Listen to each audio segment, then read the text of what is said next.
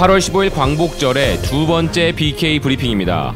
전해드릴 소식은 아베가 그토록 가고 싶어하는 야스쿠니 신사 참배를 가지 못하는 진짜 이유에 대한 내용과 문재인 대통령의 광복절 축사에 대한 일본 언론들의 반응입니다.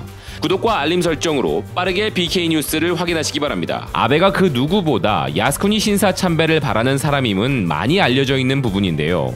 일본의 과거 군국주의의 상징인 야스쿠니 신사는 아베가 바라는 전쟁할 수 있는 국가로서의 염원이 샘솟는 원천인 곳이기 때문입니다.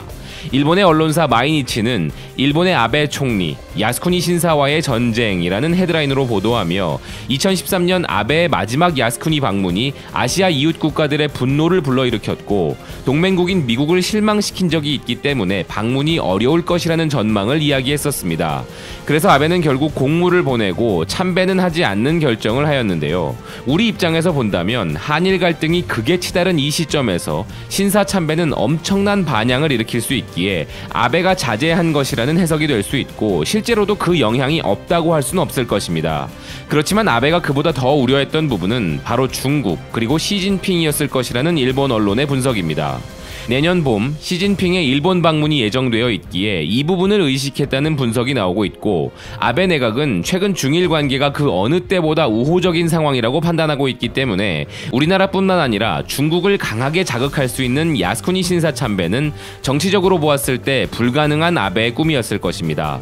또한 오늘 오전에 있었던 문재인 대통령의 광복절 축사 내용에 대해서도 발빠르게 전하고 있는 일본 언론들의 모습인데요. 시청자 여러분들도 오늘 문재인 대통령의 광복절 축사를 들으셨겠지만 오늘의 축사는 일본이 그만할 수 있도록 제시해준 올리브 가지였기에 이것을 거부한다면 우리는 반격의 명분이 더 강화될 수 있으므로 멋진 한 수였다고 생각합니다.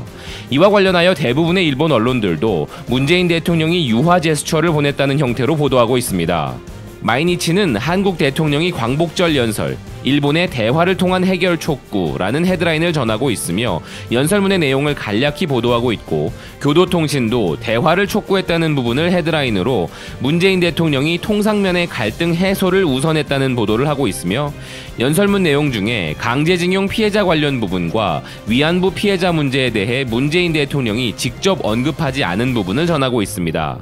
아사히 또한 일본에 대한 비판을 억제하고 협력을 호소하였다는 헤드라인을 전하고 있으며 마찬가지로 피해자분들에 대한 직접적 언급을 피했다는 점을 중요하게 보도하고 있습니다. 문재인 대통령의 광복절 축사에 대해 그 누구보다 촉각을 세우고 있었을 일본 언론들이기에 우리 정부가 대승적 차원에서 평화 제스처를 취해준 부분을 곡해하여 먼저 패배를 선언한 것으로 인식하는 실수를 범한다면 한일 갈등은 극으로 치닫게 되고 정말 돌이킬 수 없게 된다는 것을 일본의 언론들도 잘 알고 있기 때문에 헤드라인으로 대화를 촉구했다는 것을 강조 전달하고 있습니다.